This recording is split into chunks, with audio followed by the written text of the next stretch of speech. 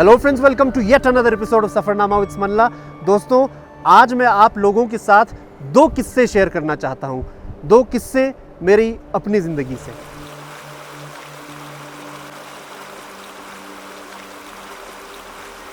दोस्तों, एक पॉलिटिशियन बनने से पहले मैं फिल्में बना रहा था। 6-7 साल के लिए मैंने लगातार फिल्में बनाई और इस दौरान मुझे इंडिया भर में घूम घूम के कई तरह के कंपनीज और क्लाइंट्स के लिए फिल्में बनाने का मौका मिला। इनमें से दो ऐसे मौक़ों के बारे में मैं आपसे बात करना चाहता हूं।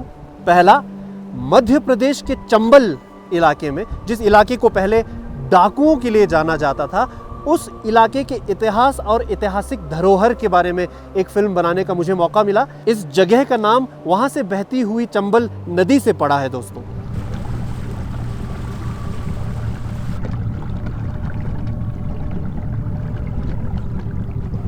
जब मैं उस नदी पे गया तो मुझे एक अलग जुड़ाव महसूस हुआ। वो क्यों? क्योंकि वहाँ मुझे बताया गया कि कुछ तरह के पक्षी लेह लद्दाख से माइग्रेट होके आती हैं। उस नदी पे जो वाइल्ड लाइफ पाया जाता है, उसको देख के मैं आश्चर्यचकित और खुश हुआ। दोस्तों, फिर मेरे दिमाग में एक सवाल आया कि ये नदी इतनी साफ कैसे बची हुई है। इस नदी को देश के सबसे साफ नदियों में माना जाता है और जाहिर सी बात है, वहाँ इतना वाइल्ड लाइफ, अलग अलग प्रकार के जानवर और पक्षी पाए जाते हैं, तो प्रदूषित नदी में तो वो होंगे नहीं। जब मैंने थोड़ी छानबीन की और लोगों से सवाल पूछा तो मुझे यह बताया गया कि पौराणिक कथाओं के अनुसार, यानी कि हिस्टोरिकल और मिथोलॉजिकल कहानियों के अनुसार, ये नदी श्रापित है, यानी कि कर्स्ड है। और इस वजह से इस नदी पे कोई भी पूजा पाठ या किसी तरह की एक्टिविटी नहीं होती है।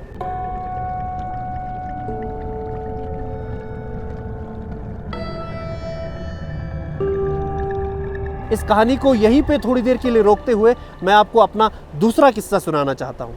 ऐसे ही एक और मौका मिला मुझे अभी हाल ही में हिमाचल जाके एक फिल्म बनाने का।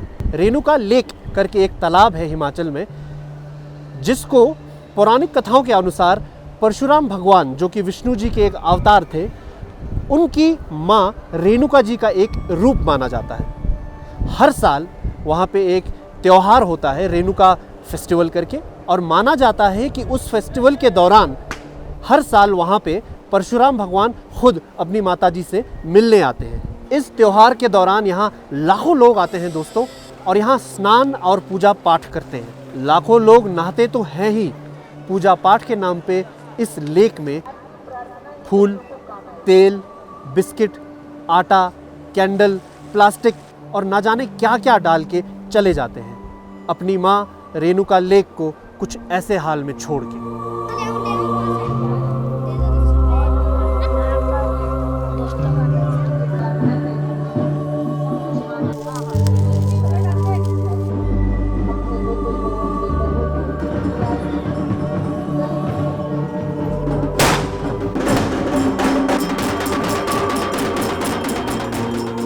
मुझे तो देख के लगा दोस्तों कि जब परशुराम भगवान यहाँ आते हैं तो अपनी माँ की ये हालत देखकर लोगों पे उनको कितना गुस्सा आता होगा।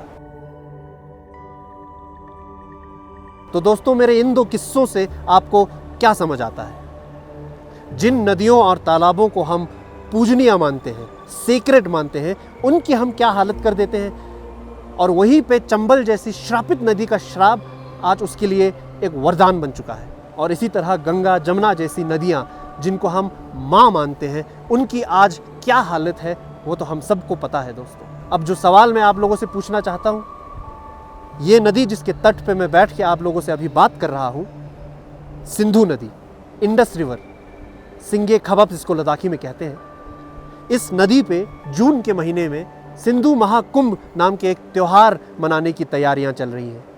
ये मैं नहीं कह रहा हूँ, प्रशासनिक तैयारियां, एडमिनिस्ट्रेटिव तैयारियां तो चल ही रही हैं। बाकी क्या क्या तैयारियां चल रही हैं वो आप खुद इस वीडियो के माध्यम से सुन लीजिए। 23वां सिंधु उत्सव धूमधाम से हुआ। 24वां सिंधु उत्सव कोविड के पड़छाए में हुआ। पहले से ही सोच लिया था कि जब 25वां उत्सव आएगा तो उसको कुंभ के रूप में मनाएंगे, और इसलिए ये मानकर 25वां उत्सव सिंधु महाकुंभ के रूप में होगा, हर हालत में होगा।